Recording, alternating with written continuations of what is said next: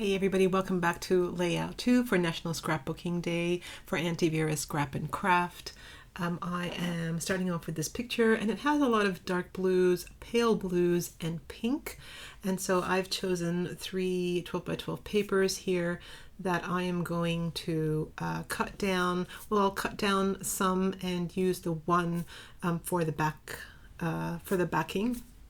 Now, this technique is going to use the top left-hand side as the place where I'm going to put the picture. As I mentioned in my previous video, I've been looking at photography, compositional techniques, and what draws your eye. And one of the methods is putting an object in the top left-hand side. That's always where we start looking. And sometimes we also look towards the end. Some people, if you read the end before the beginning, some people do that. And so the bottom right-hand side is also another place to put important things like pictures and things that you want to grab attention to, like journaling and quotes and stuff like that. So in my previous layout, I put the picture in the bottom right hand side corner, and in this layout I'm going to put the picture in the top left hand side. So that's where we start reading, and that's where sometimes our eye is trained to go when we look at stuff like newspapers and things like this. So I'm going to put the picture up there. Now another technique that I'm doing is I'm creating like a reverse L. So I've got a column running up and down.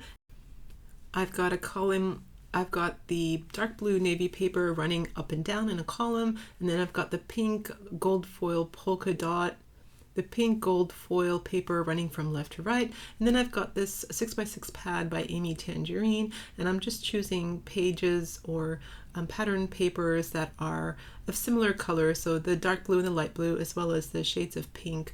I really love that heart paper with different shades of pink and red.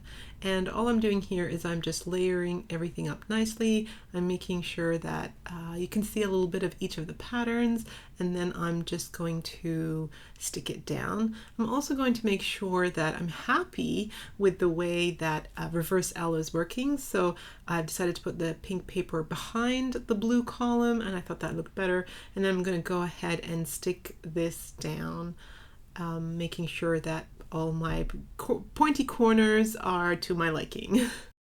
I'm leaving all this stuff in. These are the things I think about. Do I want it to look all uniform, all in one go? Do I want to just fan it out just a little bit and leave the corners on the left-hand side there? And I think I quite really like that. And so now it's time to put a little bit of a spot for journaling. I've got this journaling card which has grids on the back side, and I'm going to decide whether I want to do it landscape or portrait. Now, as I'm sitting here, I thought I was being very bold by choosing this very busy pattern paper as a 12 by 12 background.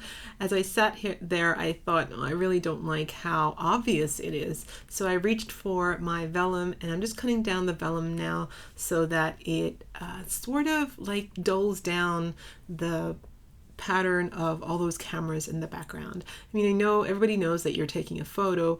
I really like the color of the blue. I like sort of the busy pattern. I just didn't want it to be so obvious. And so I really like the idea of putting the vellum there just as a little bit of a shield so that the pattern isn't so busy when you look at it.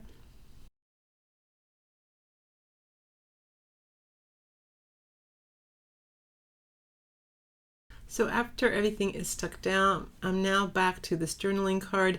I feel like it's a little bit, not enough for me. I go through some more of my journaling cards and pick out ones that are a little bit pinkish, and I actually quite love how these look. I like the fanning of the grid journal card with the one that says love, and so I am just going to use that in that bottom left hand side, and then I'm choosing stickers that are pink as well to tie in with some of the colors in the outfits. And so I'm putting a banner top right hand side. I'm adding a little label just to ground that bottom right hand side of the photo, and then I am going to go ahead and add the two journaling cards in that fanned position. I love the doily. The doily there kind of covers just that sharp edge of the pink paper. And I also love the journaling card with a little bit of a title that says "Loving This." And that will also give me a little bit of a spot to journal about my day. I started putting down some of this music sticker, but I soon will take it off because I find something that is way more suitable. I keep adding little banners that says "Love This." Everything's about love, obviously. I like.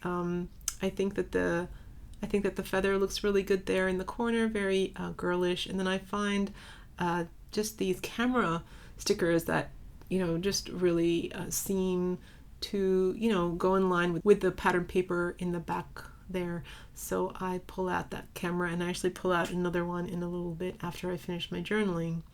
So I'm just journaling now about the day, when this was, and I'm going to date it, and I'm going to go ahead and put that final sticker there of the camera, and it just kind of grounds the two cards together. It kind of ties them in together so there aren't any sharp edges.